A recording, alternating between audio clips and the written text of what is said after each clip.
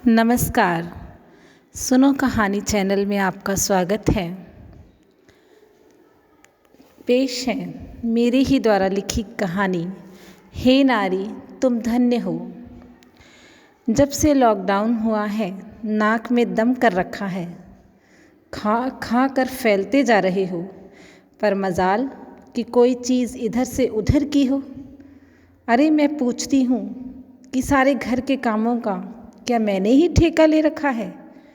खाना भी बनाऊं, बच्चों को भी पढ़ाऊं और तो और नवाब साहब के लिए दस्तरखान भी बिछाऊं। सरकार ने घर बैठने के लिए कहा है, बिस्तर पर पसरने के लिए नहीं।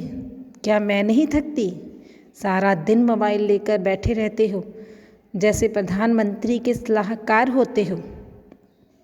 कह देती हूँ चाहे रसोई घर में चलकर खाना बनाओ, नहीं तो बच्चों को पढ़ाओ। मुझसे ये सारे काम नहीं होते।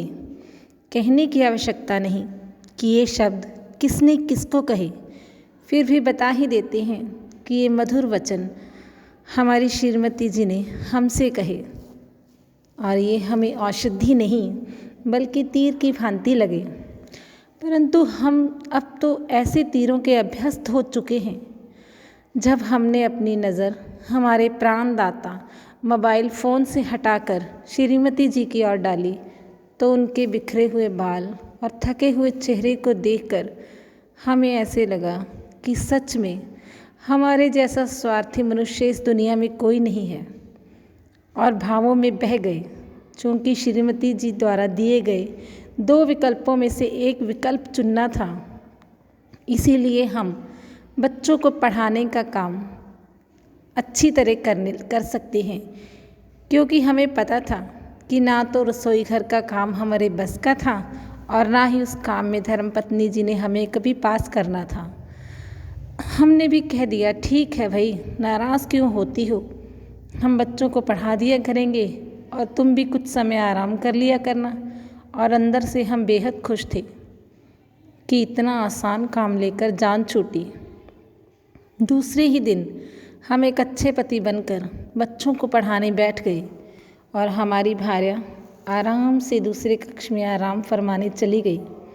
पहले तो हमने बच्चों के साथ एक अच्छी सी सेल्फी ली ताकि उसे अपने स्टेटस पर डाल दिया, ताकि लोगों को भी पता चले कि हम भी घर में काम करते हैं।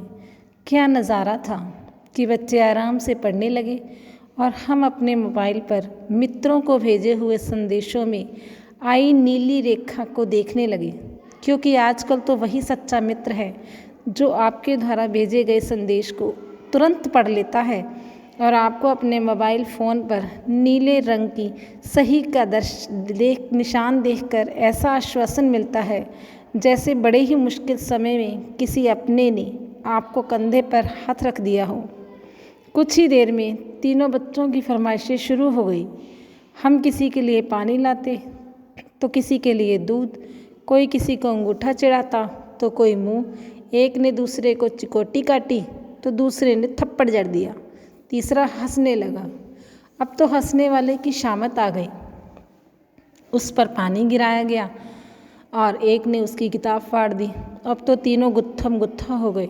समझ में नहीं आ रहा था कि किसे और कैसे रोके। कमरे के फर्श पर पानी और दूध बिखर गया, उसके ऊपर किताबें बिखर गई। युद्ध कमरे से बाहर निकलकर बरामदे में चला गया और अब एक दूसरे के खिलौने भी हथियार के रूप में फेंके गए। आज हमें पता चला कि खिलौनों का समानार्थक शब्द हथियार भी होता है।